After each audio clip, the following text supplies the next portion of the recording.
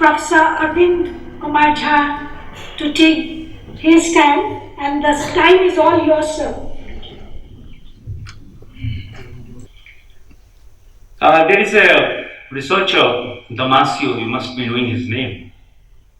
Before I read the work of Damasio, I'm basically a man of mathematics, right? And then switched over to education. And across the spectrum of education, like it started my strong inclination towards sociology of education, shifting towards psychology of education. And I had opportunity to write a book with a celebrated author of the world, Anita Woolfolk. So the fundamental of educational psychology, we have three authors, Woolfolk, Mishra, and Jha. Mishra is he's a professor at our Department of Psychology, University of Delhi. And then finally, I never realized in my life that that day will come. One or two teachers suggested that you are more inclined to philosophy than anything else. And being a student of mathematics is better. For the final degree in my life, that is a PhD, you should concentrate on philosophy. And that too, Indian philosophy. As my elder, my inspirer and motivator, sometimes, as I said, I used to envy him also. Because how come at such a young age he has become a faculty, and that to the prestigious university which was a part of Kolkata University that time. And we will still study. Anyway, so my supervisor said that many people have written their dissertation and thesis from the Western perspective. I want somebody to write from the Indian perspective. And since you belong to the discipline of mathematics, so it is better to think or combine education with logic and epistemology. And I was completely a raw material, right? I hadn't even thought of, read even a single page related to philosophy. And then finally I decided that yes, I'm going to write my PhD thesis in the domain of philosophy. And just standing on the veranda of the university, right, within 5 minutes we decided our topic will be epistemological import of NERIE philosophy. And friends, I'm very proud to share with you, not only in India, wherever I have got the opportunity to share my understanding regarding education, very proudly I have said, whether it's the US or the UK or the Canada or Australia or the Singapore, Australia, etc., that India is a land which has given the oldest logical system to the world. And no logical system of the world can match its might. For example, Aristotelian syllogistic reasoning. Aristotelian syllogistic reasoning doesn't stand anywhere in front of the Indian syllogistic reasoning. And in NERIE terminology, it is called Panchpat Siddhant, right? Anyway, so what I was saying that, being a student of mathematics, the paradigm of mathematics teaching and learning, including science, had enough great material to convince me that rational thinking is completely different from emotional thinking. So in India and abroad, people say, oh, philosophy and mathematics has nothing to do with emotionality, it has everything to do with rationality. So either you can be a rational man or an emotional man. But let me tell you, today I have revised my understanding that no rationality is possible without emotionality, and no emotionality is possible without rationality. And for that, because I'm seeing some young students sitting here, please read the work of Damasio. Damasio is basically a neuroscientist. Damasio is not like ordinary philosophical reflective man, no. He's a neuroscientist. Anyway, so friends, this is a great opportunity for me to enrich myself emotionally, because I think almost after 1 year, this is my second lecture post-COVID-19 pandemic period. And it's not that I haven't delivered the lecture, hundreds of lectures I've delivered online, but I'm feeling emotionally drained now. I don't feel emotional connect is not there when you are speaking online. It's complete, it creates a kind of emotional void in your life, and that's why human touch is required. we are not touching each other right now. As Tulika, they said that still following the COVID protocol. But this chemical transmission from your body and my body is creating a kind of touch, right? That's a unique touch. And that's why this kind of gathering is required for us. Well, so thank you so much, sir. Thanks to this institution. What I'm going to do today, instead of, first can I have so suppose time is not there and somebody is interested to write something, to read something, or to conduct some research, my email is there. Let's join hands, because NCERT has to do a lot of work. If you read NEP 2020, I think NCERT is going to be overloaded with the burden of work that NCERT is necessarily going to do that. I don't think any other institution is capable to do that. My association with the NCERT starts from 92-93, when I was just Bachelor of Education student at Department of Education, University of Delhi. We used to go to NCERT for. And thanks to NCERT Library Delhi, it gave me opportunity to read some of the best books in my life. One of the books, I don't know whether the Department of Mathematics is here or not, Psychology of Mathematics, given by Pythagoras, right? And that way, NCERT has contributed significantly and strikingly in the not only the school education, but education as such in India and abroad as well. So, can I have my first slides, please? Well, friends, so what I'm going to do in coming, so sir, the principal sir and the head of department sir, when you find that it's enough, ask me to stop. I would like to have more interaction than presenting my ideas before you.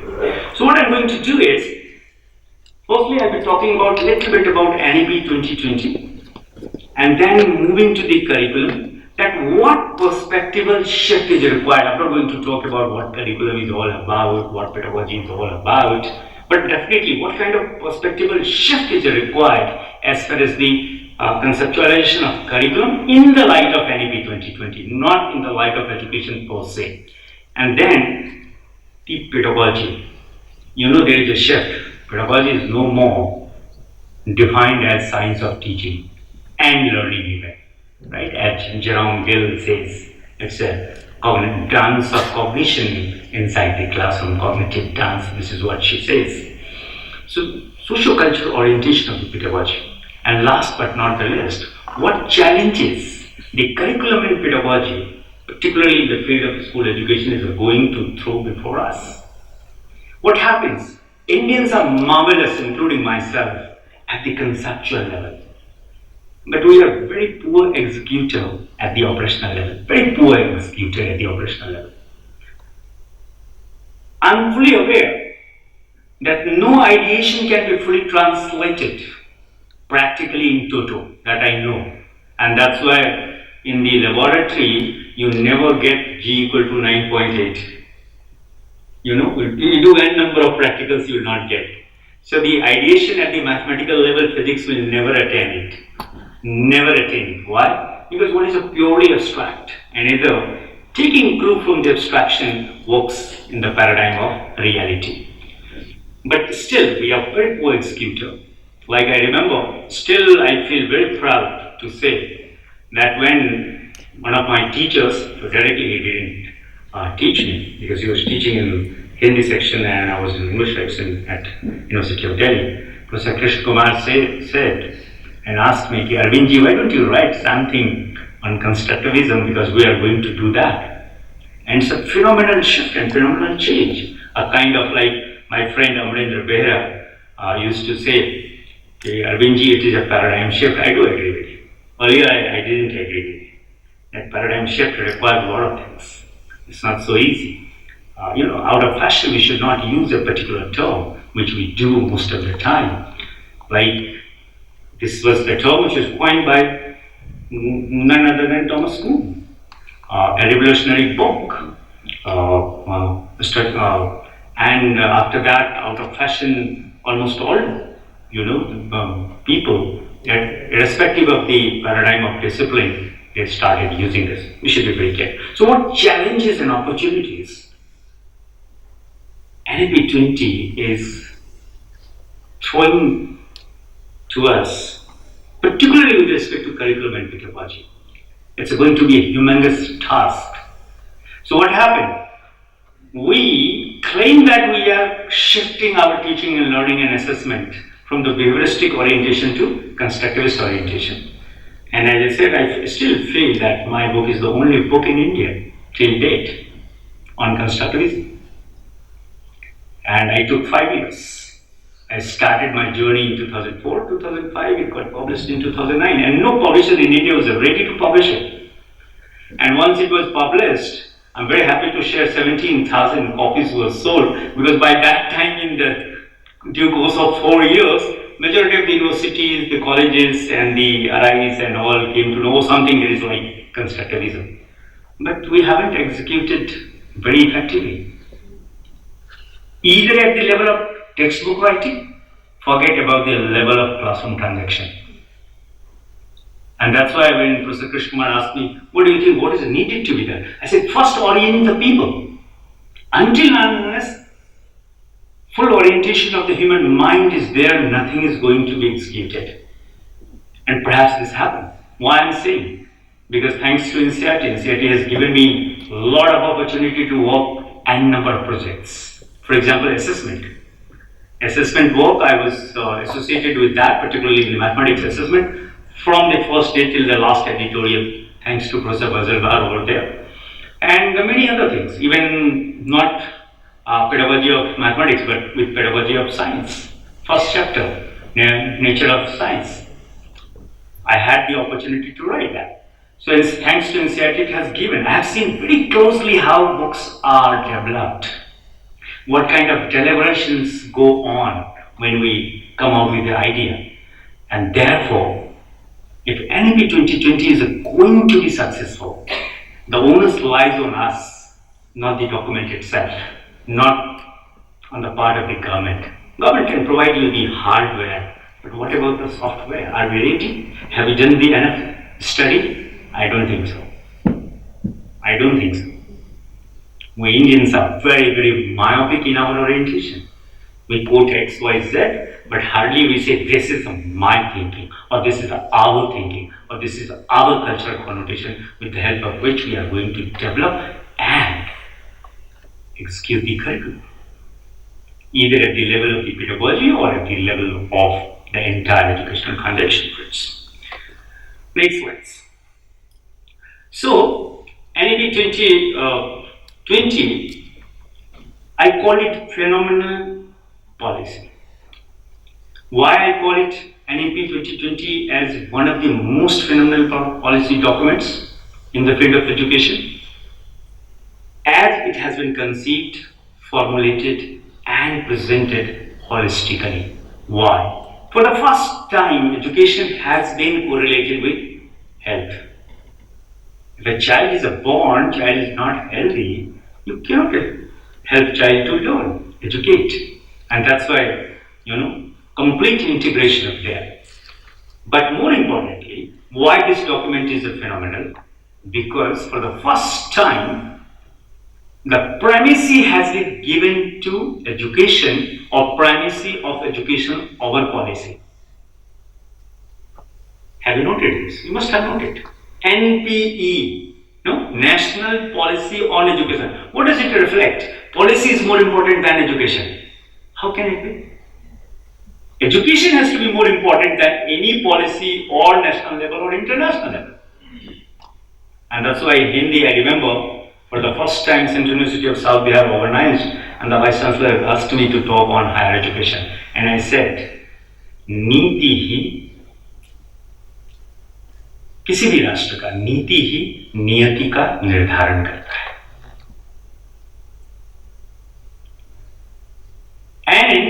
And that's why they have coined the term, NEP, National Education Policy, not policy on education, or the new policy, or this or that. So So that's why. Now this, if you analyze, I think I can write 10 to 20 pages, I can give a good lecture, and that's a very good move. So but this is not the one. There are several reasons, from reconceptualization of goals of the school education to operationalization of its attainment from early childhood care education, that is a foundational to preparatory and the middle and the secondary. So this is the one thing. Now, as Tulika Day has already told us, as far as the structure of NEP 20 is concerned, that is the skeleton of the school education. This policy, next slide please. This policy envisages that the extent, that is the 10+2 structure in school education, will be modified with a new not-educational structure, not school structure of education. They call it pedagogical and curricular restructuring. So that's another shift. It's not the school structure or school education structure. They call it, this structure will be known as pedagogical and curricular restructure. So it's not like earlier NPE 1986 and before that even 64, 68. They said that this is the educational structure in India, 10+2+3. No, 10+2. I say it's not a structure. This policies are very clear in its conceptualization. It's not a structure. It is a restructuring of old paradigm of educational structure in the light of pedagogical and curricular restructuring, and as she said, 5+3+3+4, covering ages 3 to 18. It's not that for the first time in India, any child will have opportunity to go into this school to have educational days. No, there are private schools, missionary schools they are doing. But what about, they are catering only to 10 to 20%. 80% poor children, they are outside the ambit of the health and education. And that's why, sometimes I have criticized that when people say 6% of GDP will be enough. Why any organization in India till date hasn't done any work to understand how much GDP is required to fully realize the educational needs in India? Neither the NEPA nor the NCERT or not any universities like us. 1964-66 you divided 6% of the GDP. 1986 same thing. 1992 same thing. And 2020 still you are saying that the 6% GDP will be enough. What the economists of education are doing in India? I'm not a man of economics. Don't you think they should have done this? Why? We are claiming that we are research organizations, or the University Department of Education, their prime job is to conduct the research. Why this kind of thinking didn't occur in the mind of the people? And that foolishness still we are continuing. Because somebody said 6% of the GDP. So the two arguments are coming. One, at least government should do this. Why government should do at least this only? Whatever is required. Now another argument is coming, this budget government hasn't given you. But still we are obsessed about the hardware, no? That the money will be there and then everything will be solved. No. Until unless your software is strong, nothing will solve in this country. And that we need to understand. And that's why onus lies on us, not on them. Who is government? I and you are the government. And that's why more consultation is required when you are developing a curriculum and pedagogical practices in the light of NEP 2020. If you do hurriedly, what you will do, as it happened with constructivism, right? As one of the critique of constructivist thinking, Michael R. Matthews says, I have quoted him in my book, old wine in the new bottle. So I'm afraid, in the name of new curricular restructuring and the pedagogical restructuring, we are going to present the old wine in the new bottle. For God's sake, don't do that. And that's why all the RIs will have to play a very, very active role. Why don't you consult the students? I'm very happy when Likaji said, no, it's okay for me. Let my student light the lamp. Sometimes a very small act done by an individual reflects a lot. provided you are oriented to understand the conceptual analysis of that statement and at that very moment. I did that experiment when I was head and dean education at Central University of Himachal Pradesh, Dharamshala. My PhD, the syllabus for the alternative education, developed my all PhD students.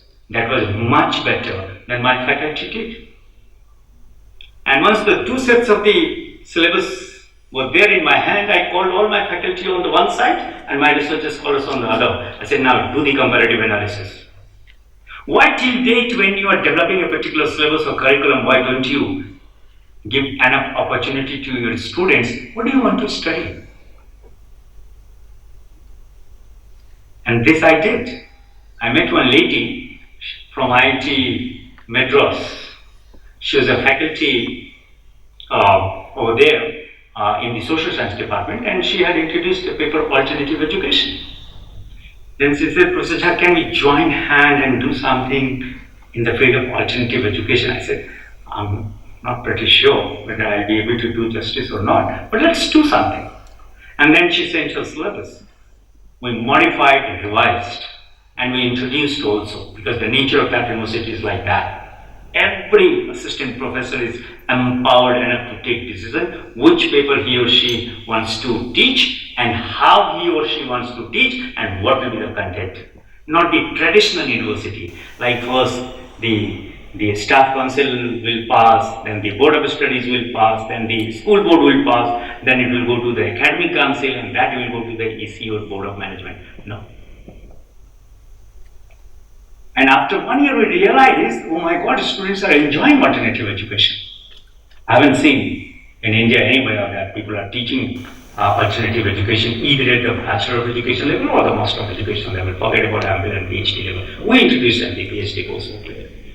And the next year I called all my PhD students and said, see, this is one set of syllabus, this is another one. And these are the 10 sets of the syllabus all over the world. These are prioritized. Why don't you consult all the three? 10 days are with you. And you revise what you would like to study in the next semester for 6 months. You decide on your own. And they were much better syllabus as far as the alternative education is concerned than even we had done. And I think younger generation is always brighter, sharper, more intelligent. Because they have more access to the information and knowledge than we have. That's correct. Yeah, at the reflective level we can be good one. But as far as the access to the information is concerned, the younger generation is much faster than anyone else. Now, so 5 plus 3 plus 3 model will be this whole structure, you know, of 16 to 18 and 2, and then 6 to 16. So new structure, when it says 5 plus 3 plus 3 plus 4, I'm delighted to share with you that now 5 has been divided into 3 plus 2. So every child, when he or she will join the school, you may call it Anganwadi or preschool, or you may call it Bal Batika. Like I am on the board of the panel in India with 2-3 state universities to implement NEP 2020 at the school level. He or she will have a health card. So breakfast plus lunch they are taking care of, and then the complete health. So when integration of health with education, see how much money will be required. You imagine and how much employment it can generate. I'm not saying you read NEP 2020. NEP 2020 is a claim that, but see what has happened. And then moving further, you will go to the preparatory level, which you call class 3 to class 5, and age group will be 8 to 11. And then the middle level, class 6 to 8, age will be 11 to 14. And then finally the secondary, class 9 to 12 as a whole. You know, I have studied one education system. If you are admitted in a particular program, so till you complete 12th, you are never failed by that. You are admitted at 9th level. So 9th, whatever grades you are achieving, even U or E, they won't matter. So 9th, After 1 year, they will promote you to 10th. Again, after 1 year, they will promote you to 11th. Again, you are failing, no problem. They will keep on promoting, and finally they will allow you to appear in the board examination. And that system indicates that those who were continuously failing, all students passed in the board examination. Can we create that kind of faith? We have developed a distrust education system in this country. We don't trust the ability of our students. We don't. I don't know whose influence is this. You can blame Britishers. I don't blame. When people blame me, call it for English education system in India, I don't blame. Frankly speaking. How can that person be mightier than we all collective professional educationists in India? I don't blame. But why this distrust model of assessment, distrust model of pedagogy in the world? I had a chance to walk on a comparative study of teaching and learning in the field of higher education in India and Australia. We were 6 authors from India and 6 from Australia. And we realized that their assessment at the level of higher education is completely different. Every teacher has his or her own style of assessing the things. Do you know that the kind of work NCERT has done in the field of assessment, no country in the world has done? I'm telling you, wherever I have posed this question before the educationists of American education system or the Britishers or the UK or Australia or the Canada, wherever, they said, how did you people do? But that has never been implemented in India. Why? Because NCERT is an advisory body. Just read that assessment in mathematics. And we started that journey thanks to Professor Bajalwar and his team. I asked a very simple question. That suppose you have formulated a syllabus, you are going to implement that syllabus in the classroom, and students saying, the way you want to teach us, teach us. The way you want to make us learn, make us to learn. But don't assess the way you want. Assess us the way we want. And what is the condition? Neither assess our learning in terms of marks or in terms of grades. How will you do that? Why every assessment, every learning has to be assessed only in terms of marks or grades? Can we think of assessing learning abilities or the level of knowledge beyond the boundary of marks and grades? Even the grading system is a highly faulty conceptually itself. Why indirect grading? Why not direct grading? Because still you don't trust. And that's why you're doing that. Again, what you are doing? You're giving marks and converting into the grades. I don't know why people are so hollow in their thinking. And we all follow that. And that's why please see, NCERT has done that work. It's not that I was associated with that. And many such works have been done by NCERT. But unfortunately, nobody is a buyer, nobody is a taker. Why? Because that power is not with NCERT. And they are amazed. Why we could do only in science and mathematics? Why not in other disciplines, social science and languages? And why only at the school level, up to upper primary? Why not the secondary, senior secondary and the higher education level? Right? So it is a kind of transition as far as the 5 plus 3 plus 3, 4 is concerned. It is a kind of transition from academic structure to a new pedagogical and curricular restructuring. Next. Yeah. Good. Next. So now, the challenging task in terms of conceptualization and operationalization is how to be innovative regarding this new pedagogical and curricular structuring. I haven't seen any curricular model or any curriculum design, I'll share with you some of them, present today in the world which can cater the needs of the curricular restructuring that NEP 2020 is demanding. Why? I'll talk about that. Why I'm saying this. So, it's my humble urge to each one of you, can we think of a kind of curriculum transcending the boundary of a scholastic and co-scholastic in terms of not only its contents, but also in terms of its intents?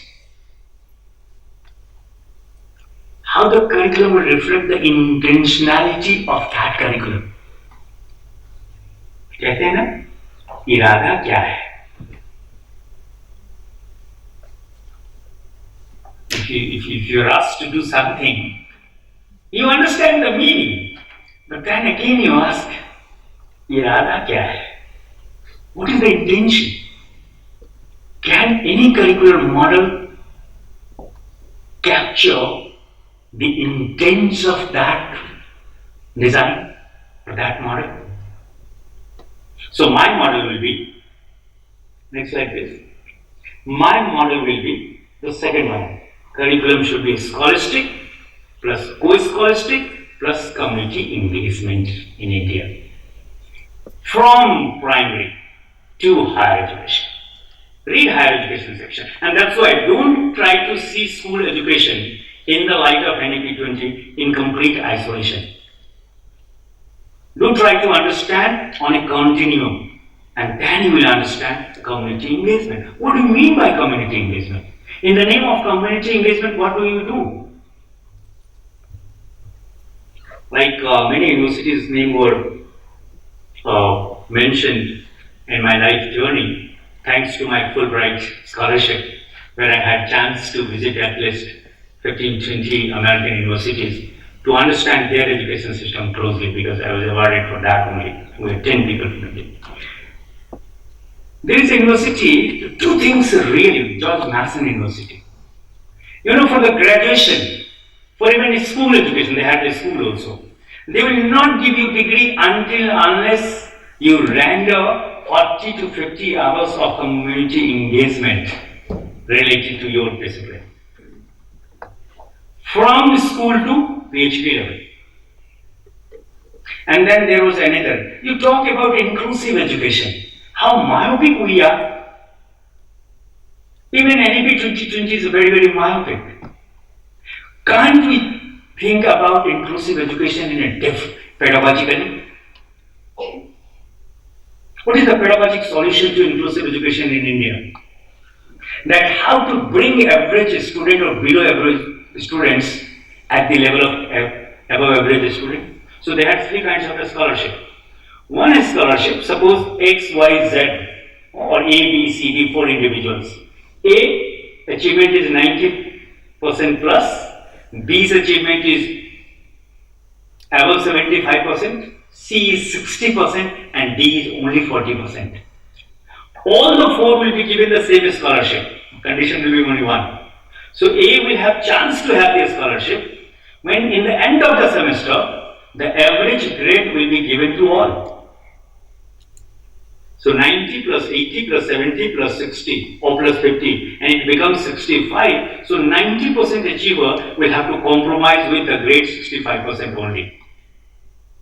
See the model of inclusive education. What that scholarship is trying to do, that even the below average student should have opportunity to work and study with the high achievers, at least will come up to the level of the average.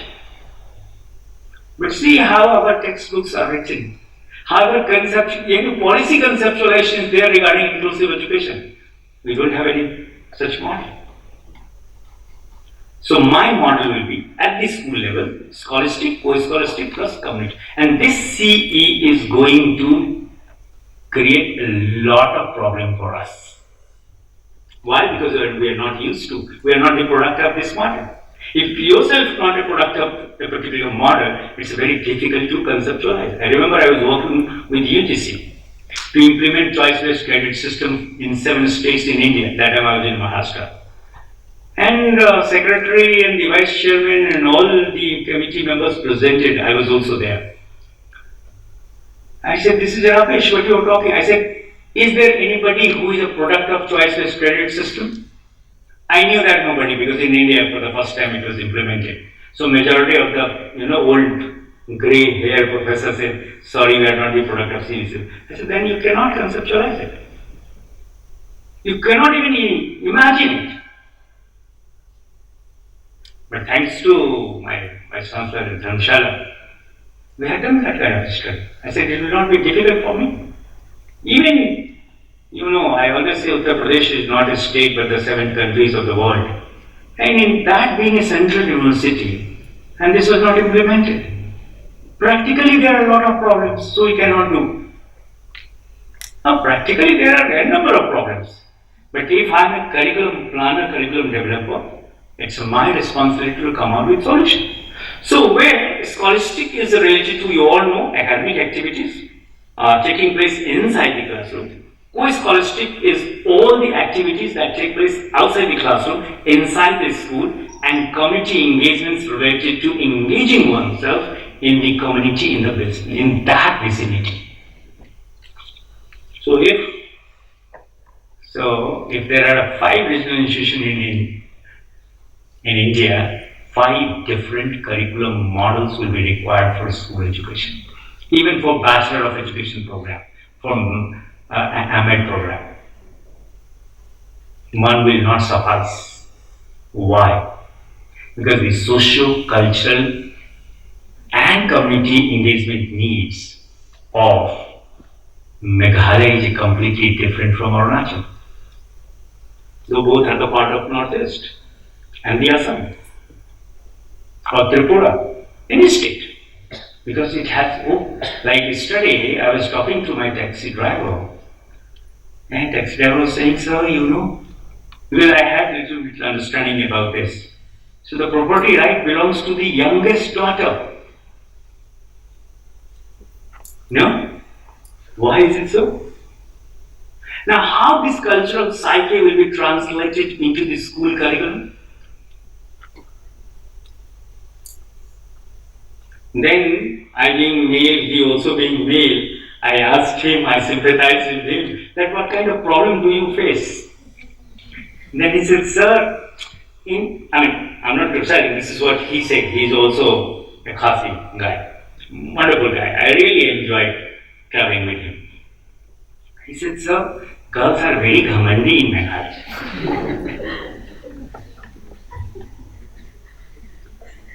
Because they have this feeling that the power lies with us. Then I said, okay, what do you think, why the state is not growing economically? See his comment, again, another kind of male chauvinism. Culturally that's not there, but socially see how it is shaping his mind. He said, because they are poor in the prana. Culturally, women are so powerful in this state, and socially, the newer guys say, no, they cannot execute. I was surprised. Now, how the sociology of education or the sociology will cater the needs of this understanding culturally in this state, or that too in any other state? Like when Surashi was saying that Mithila is a land, and I still remember when my supervisor asked me that on which Indian philosophy I would like to work, and I was sitting in Central Reference Library, University of Delhi, and I had a book written by N.S. Junakar, and the very first line was, one of the oldest logical system of the world originated in the heartland of Mithila. And I closed it, came to the department, I said, sir, I have got it. Emotionally got connected. I hadn't studied anything about that.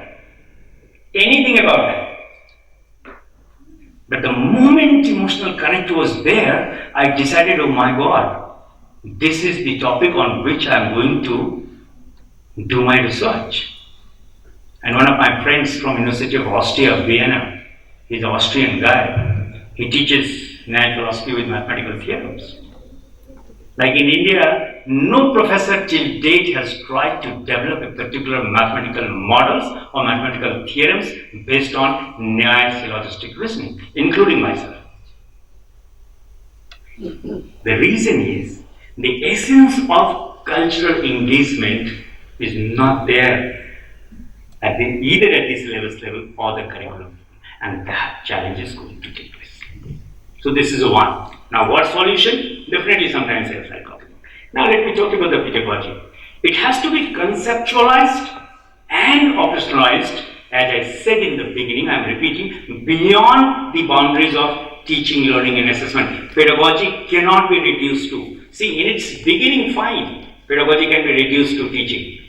Then many people walked and they said, teaching is not possible without learning. Like Sri Aurobindo in India has said, nothing can be taught.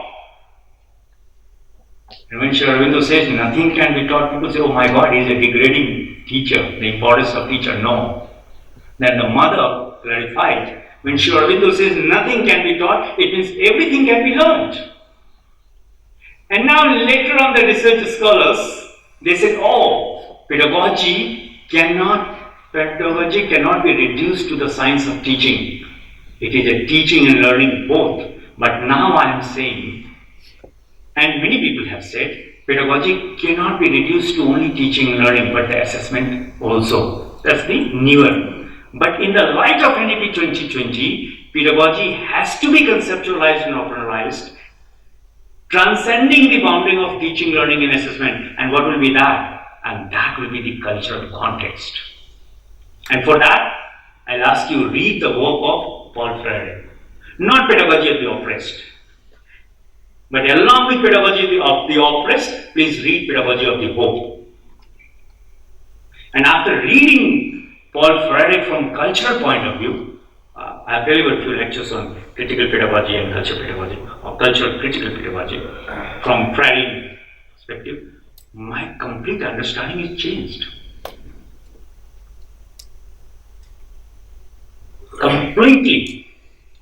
And that's the need of the hour. Why? Because we haven't exploited and understood the cultural dimension of teaching and learning fully, particularly in Indian context. So my humble urge again, can we think of something like cultural pedagogy or cultural dimension of pedagogy in terms of teaching, learning, assessment, and above all, being within quote, the existential reality of human existence. What's that?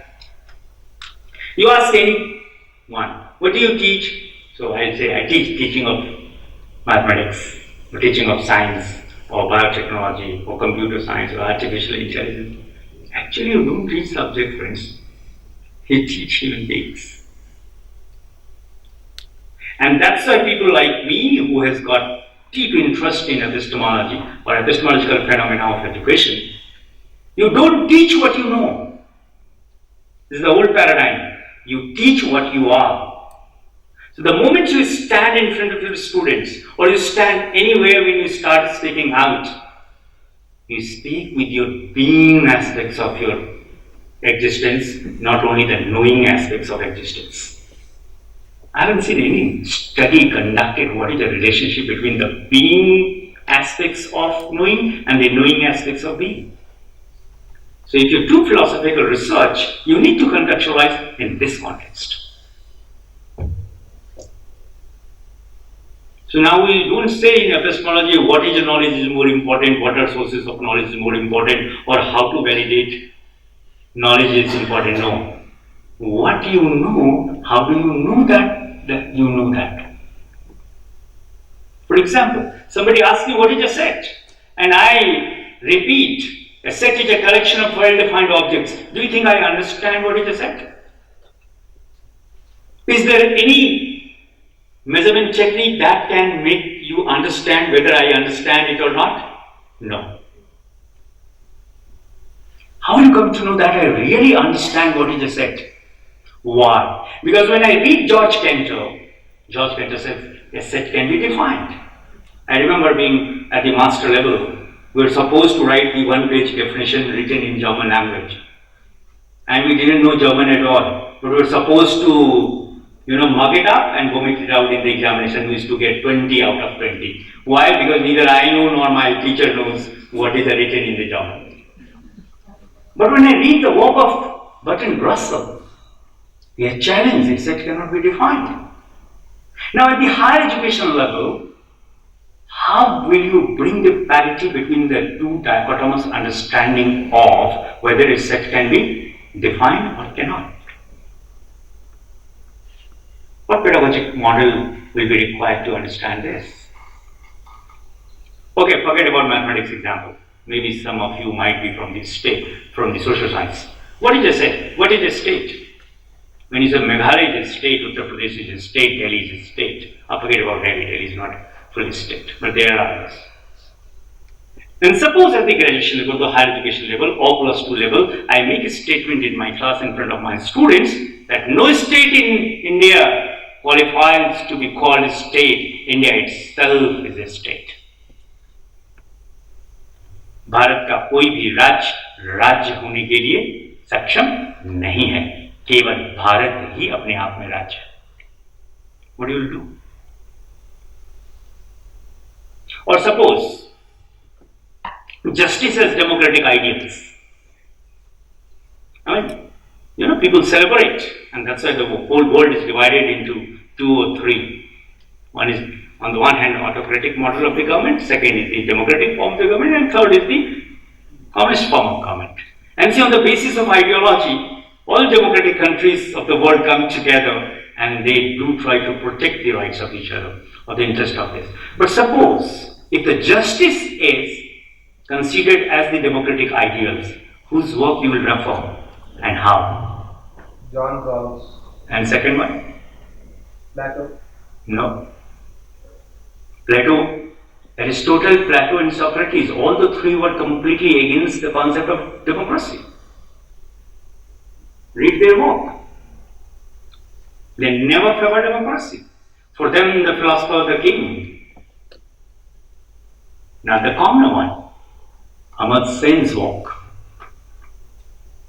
John Rawls, Theory of Justice. Read Theory of Justice along with Idea of Justice by Amartya Sen. And not only that, if you have more interest, I can suggest you another work done by a French mathematician on the concept of justice as a democratic ideals. Now you'll say, oh, you being a man of mathematics, why did you do? I was invited by Department of Political Science in Lucknow University that I had to deliver a lecture. Now what to do? And that too from the mathematical point of view. So I thought, oh my God, I should do the comparative study of all the three and I'll come to know that.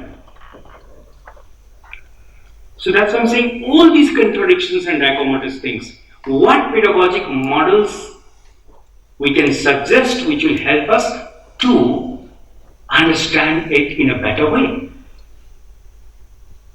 And you all know. Now the third contentious issue. Forget about now teaching, learning, assessment and being.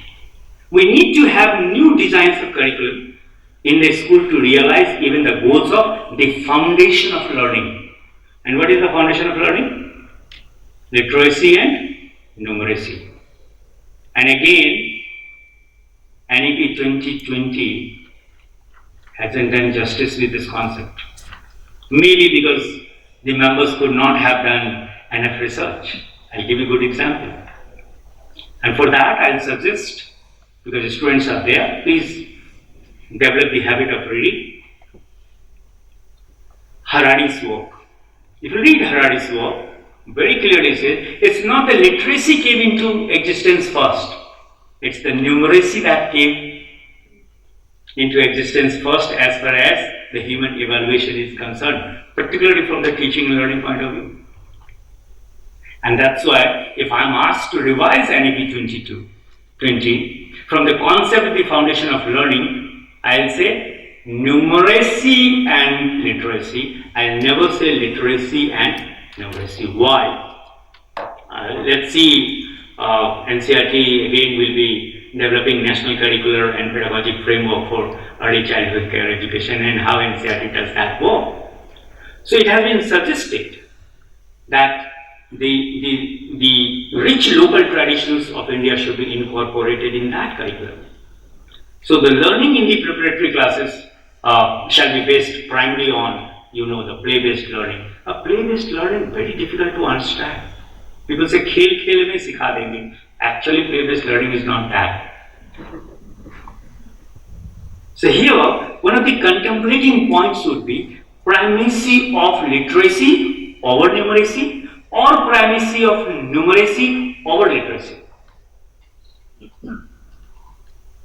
Until we are clear about this, it will have deeper consequence on the formulation and conceptualization of curricular, model and pedagogical practices.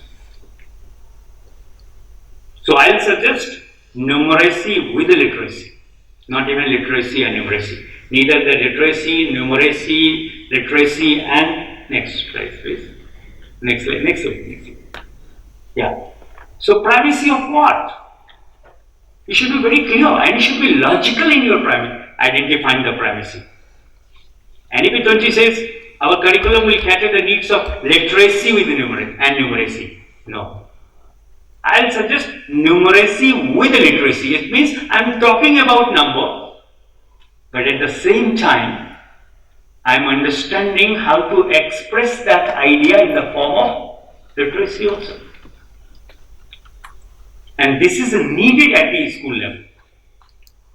But what we do? We start with alphabets. No? And once child learns alphabets, then you introduce the concept of number. Historically, that's wrong. And that's why I've suggested one work done by Harari. Thanks to COVID-19 pandemic, it gave us enough time to read some of the things which I had read 10 years back, including Harari's work, Stephen Hawking's work, or one of my friends who is Nobel laureate this time only, a physicist. The only person whose autograph I have sought in my life is from my own friend. And none other than Roger Penrose. Almost 20 years back, he had visited India to deliver a talk on the origin of time and the origin of universe. And I became so happy, I went outside, I bought a book written by him. Still I remember Shadow of Mind. And then, like a bubbling child, I came on the dais and said, Penrose, it was an amazing lecture, can you oblige me? Penrose says, okay, what's your background? I said, I did my master mathematics for and everything. And now I do everything in the field of education, but I do enjoy physics and mathematics very deeply. And then he said, why not? And he autographed me. But I never knew that maybe after 20 years, the same guy will be awarded with Nobel Prize. And then recently, one of our communications asked me, why don't you give your critical perspective on road to reality? Is there any physics people? Numeracy physics? Please read that book. And in the preface itself, he claims that if you want to understand the mystery of the natural phenomena, it can be understood only in mathematics. And here I contest his arguments, despite being a mathematics student. So historically, this document is not correct. It's not in front of you I am speaking. Maybe I am speaking in front of you today slightly bolder way, but on the web I have already spoken all these things. So numeracy with literacy should have the correct terminology. And that's why when you are drafting the curriculum, and particularly its pedagogical practices, you have to be very, very careful. So please, for God's sake, historically, at home, if you are introducing your child to the world of teaching and learning, or understanding and knowledge, please start with numbers, not with alphabets. There is another reason. Nehu has done very good work.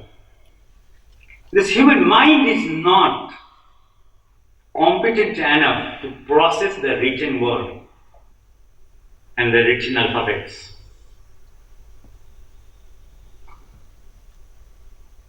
But we all are doing this because there is no other way. But from the research point of view, that's correct. So this is what we need to keep in mind. Next slide, please.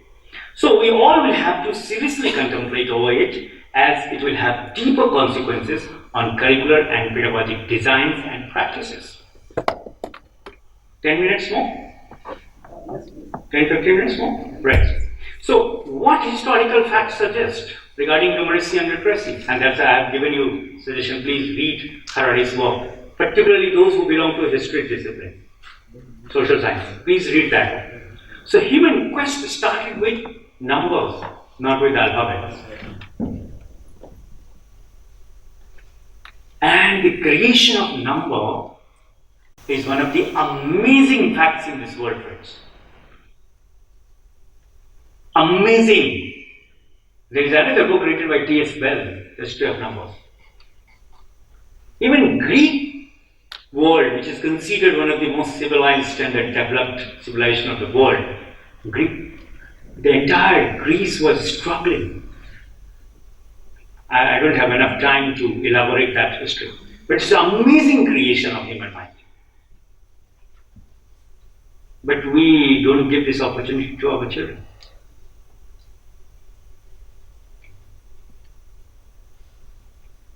And I don't think we have devised any pedagogical designs and practices as well, which can really take our children to the world of numeracy. I know before Professor Senapati, there was a director, she was from mathematics only, and she used to hate this word. Once she asked me, Arbind, what do you think? I said, I'm also not comfortable, but what to do? Because majority of the people are talking in that language. So, there is always a fight between I knowledge and we knowledge. Even you don't agree, you succumb to the pressure of the we knowledge, and you don't have enough energy to fight with I knowledge. So human quest started with that. I remember in University of Riverside, California only, I introduced myself that I come from the land which has given the concept of the zero to the world. And one of my, now his friend, is my friend. We are friends now. From the Arabian world, he objected my statement. He said, no, you're wrong.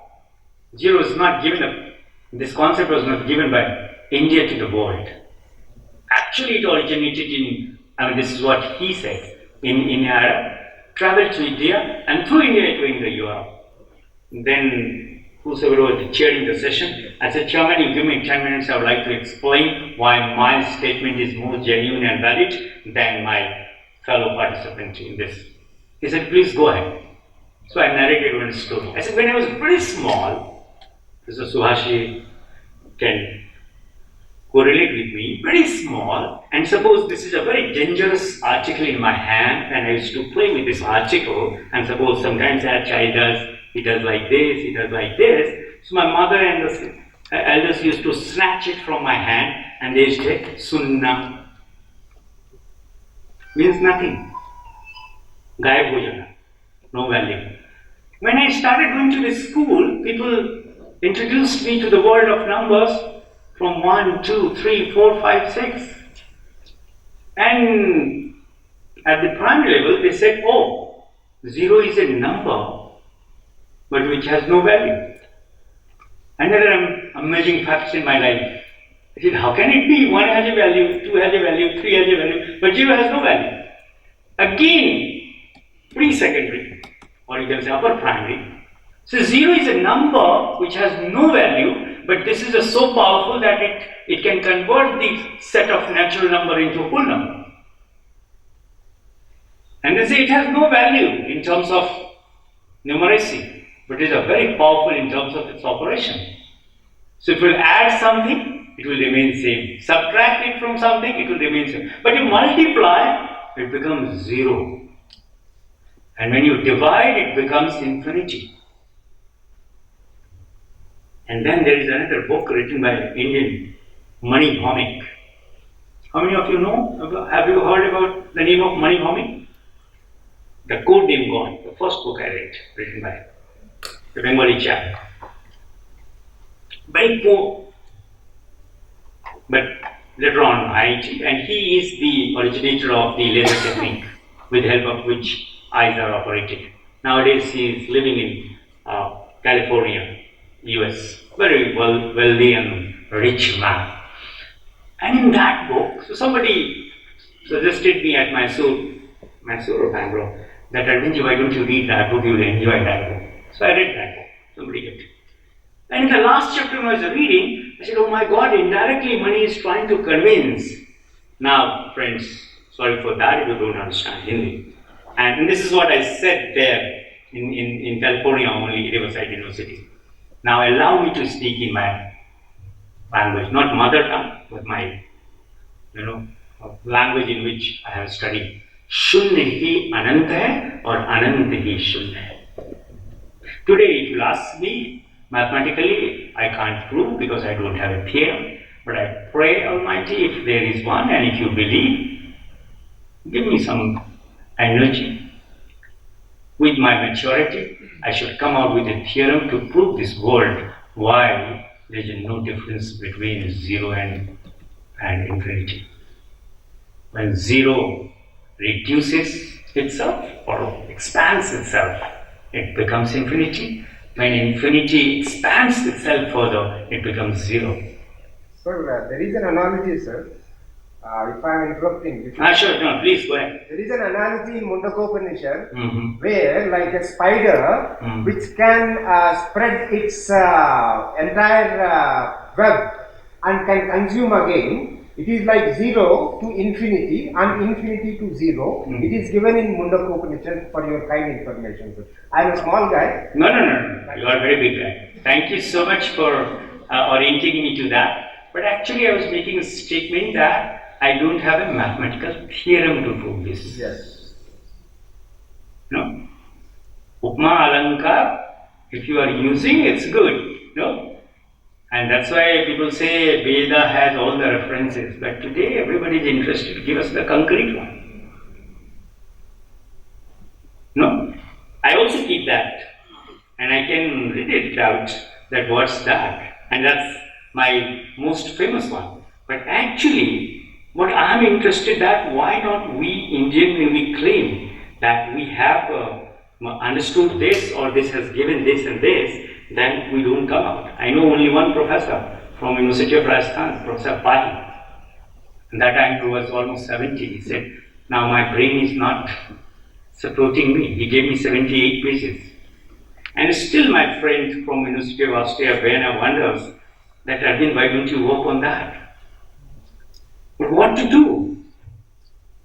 Unfortunately, no orientation is there in my life.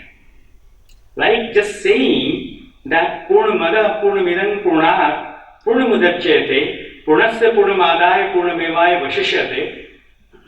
Do you think that suffices my hypothesis? No.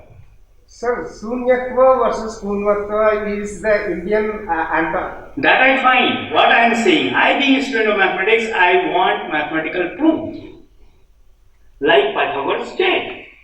That in a given right angle triangle, in every circumstances, perpendicular square plus base square will always be equal to hypotenuse square.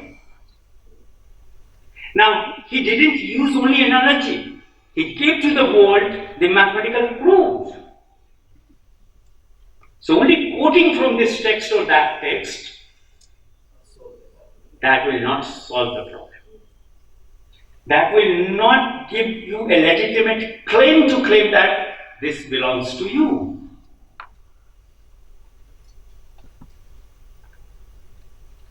Now, how to have these elements in the curriculum? That's the challenge. Right? Okay. You shift all these things, go slightly faster, yeah. Shift all this.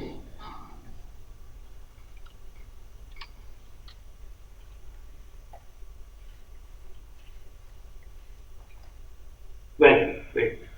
So, now what kind of curriculum design NCERT should come out? Or we all should come out? What will happen ultimately? Slight modification with the existing one. And we say this is what we are giving you in the name of new curricular and pedagogical restructuring. 5 plus 3 plus 3 plus 4. And it's since 1964-66 it is happening in this country. Now we are struggling. There also I am the chairman of NEP implementation committee in my university. I asked all the department that you come out with 3 things. 1, the multiple entry and multiple exit model of the curriculum.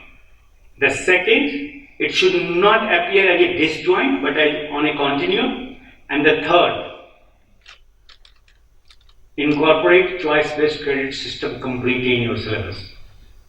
Everybody said, sir, you suggest us how to do this. So the Vice Chancellor one day said, Dasab, you develop one model and we will implement this. That's a faulty process. Why only my understanding should be reflected in that? Why not is the entire community's understanding should be reflected in that? So what curriculum design? Which curriculum design you will endorse? So you all know, at least we have three, forms of curriculum design. What are those? Next.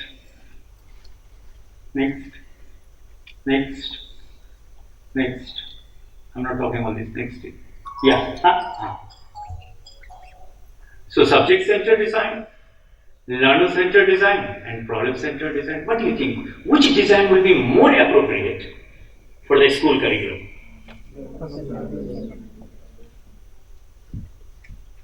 Then the curricular researchers will tell you are compromising with the growth of the discipline.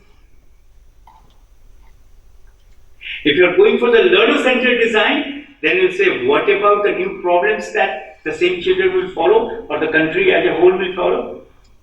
So the challenge will be to have that three different types of curriculum design for one curriculum.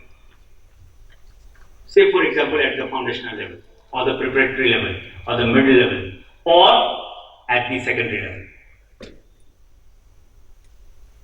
Because you cannot compromise with the fundamental principles of curriculum development as well. Because now almost all universities are developing this, so almost all academic staff colleges in India, they think that our teachers should know curriculum design. So, we people give lecture on what is a curriculum, what is this. But the fundamental questions, because we ask right now in an institution which is expected to contribute most significantly as far as the curriculum development and the pedagogical practices are concerned. So the subject center, if you say that subject expansion will be from the epistemic point of view, but what about the learner? Can we think of a model which can combine all the three? Scholastic, co-scholastic, and community engagement and amalgamation of all the three. I don't have any model, friends. I'm still struggling that I should come up with that. Because the curriculum will have to be converted into the syllabus. I don't have solution. Okay, then go ahead. Now leave all these things, come directly some of the curriculum designs that I wanted to share with you. Next, leave all these things. Next, yeah, now go back. Yes. D. William in 2013 came out with a work, and he has summarized his work, Principled Curriculum Design. As I said, I don't want to compromise with the principles of curriculum construction. At the same time, the need of the hour is that I should have a curriculum design which cater all the three needs. At a particular level, it could be foundational, it could be preparatory, it could be middle, or it could be secondary. And then he has proposed this one. I'm not going to read it out, but he said, can you develop a model which is balanced? What does it mean balanced? Balanced means which promotes intellectual value, fine. But along with intellectual value, moral, spiritual, and aesthetic, all the three. Like one of my research scholars is working on what is the correlation between science and aesthetics from the humanistic philosophy.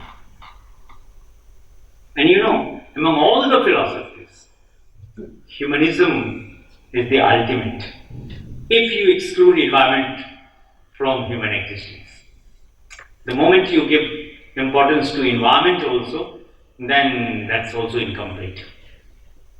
So aesthetic and creative, emotional and physical development as equally important. So you cannot say that, okay, poetry or literature is going to help us to develop the emotional dimension of our existence, and the science and mathematics the rational dimension of human existence. Now this dichotomy is not acceptable today at all.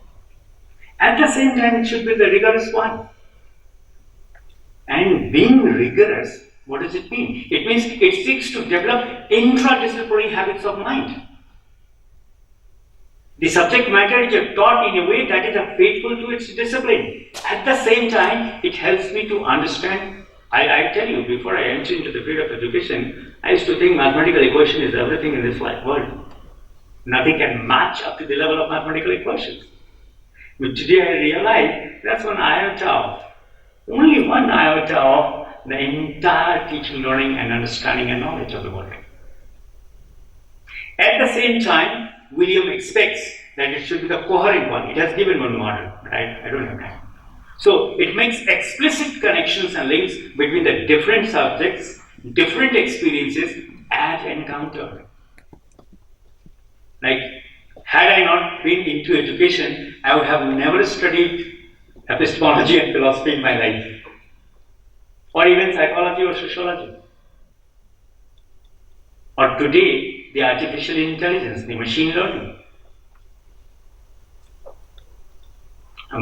Ultimately, that is going to take place. For everything you need artificial intelligence.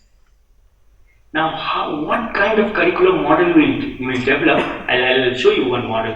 I am in touch with Mishra and Kohler, given by TPAC model. You all know. Mishra, a guy from, basically he's a Korea guy, but teaching in US. Then relevant, focused, appropriate and vertically integrated. This is in today's world, if any curriculum, the curriculum design key principles have to be based on all these factors. The second one.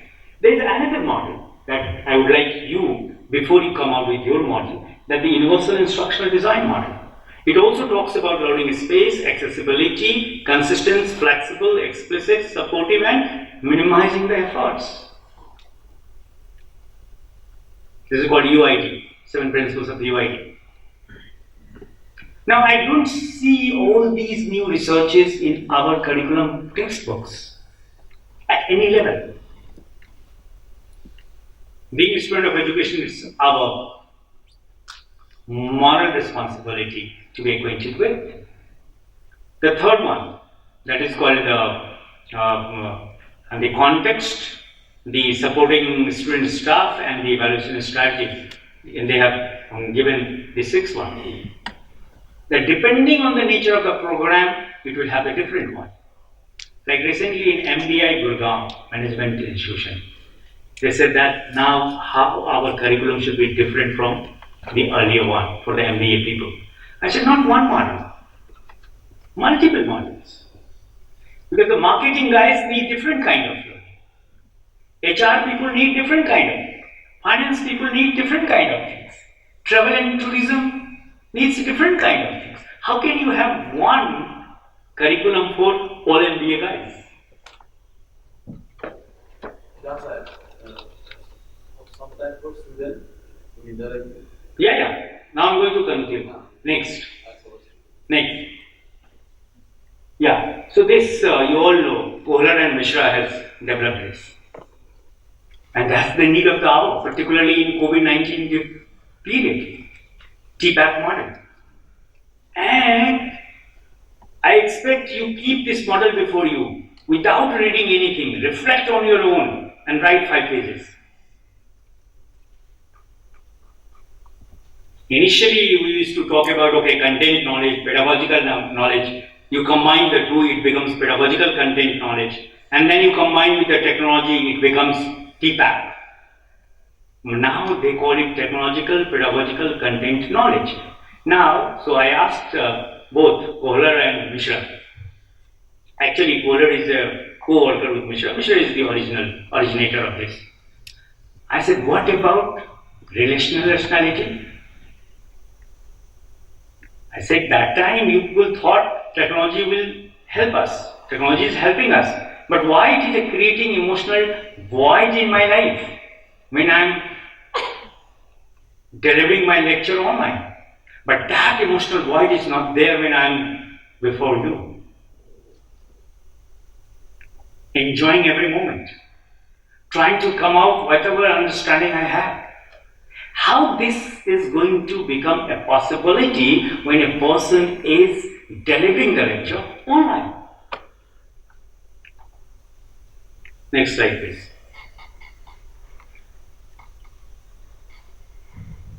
And next. All these models, I'm not going to explain, you all are learning why. So, I have been studying this, frankly speaking. Why? Because now, last 6 months, I have been delivering lecture in different staff colleges in India for my assistant professors and the associate professors. Unable to understand. And that's why I made a statement. Today, no curriculum design and curriculum model is capable to give us a solid curriculum design and model which suits the school education in the light of National Education Policy 2020.